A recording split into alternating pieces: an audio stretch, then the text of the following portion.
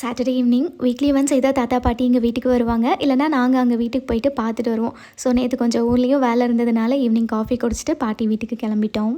இந்த winter start ஆனதுலேருந்தே weather க்ளூமியாக இருக்கிறதுனால morning, afternoon, ஈவினிங்க்கு டிஃப்ரென்ஸே இல்லாமல் நாள் முழுக்க ஒரே மாதிரியே தான் இருக்குது. டைம் பார்த்தா மட்டும்தான் ஈவினிங் ஆயிடுச்சா அப்படின்னே தோணுது.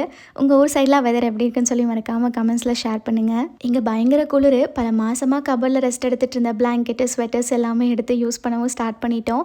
பாட்டி வீட்டுக்கு போனதும் டின்னர் அங்கேயே தான் ரெடி பண்ணியிருந்தாங்க. பருப்பு குழம்பு, ரைஸ், அதுக்கப்புறமா உருளைக்கிழங்கு பொரியல் மட்டும் நான் ரெடி பண்ணேன். இந்த ரெசிபிக்கு என்ன சூடானதும் கடுகு, சீரகம், 10 பல் இடிச்ச பூண்டு சேர்த்து நல்லா வதக்கிட்டு கட் பண்ணி வச்சிருக்கிற உருளைக்கிழங்கு அது கூடவே உப்பு சேர்த்து நல்லா சாஃப்டாக வரைக்கும் வேக வச்சுக்கணும். அடுத்ததான் இதில் மஞ்சள் தூள், மிளகாய் தூள், அப்புறம் ஒரு 1/2 டீஸ்பூன் மட்டன் மசாலா சேர்த்து மசாலாவோட ராஸ்மெல் போனதுக்கப்புறமா கருவேப்பிலை, கொத்தமல்லி எல்லாம் தூவி இறக்கிட்டிங்கன்னா ரொம்பவே டேஸ்டியான பொட்டேட்டோ ஃப்ரை ரெடி. இருக்கிற குளிருக்கு என்ன சாப்பாடு சாப்பிட்டாலுமே சூப்பராக தான் இருக்குது. அப்படியே அப்பாவுக்கும் பார்சல் பண்ணிவிட்டு தாத்தா பாட்டிக்கு பாய் சொல்லிவிட்டு வீட்டுக்கு வந்துட்டோம்.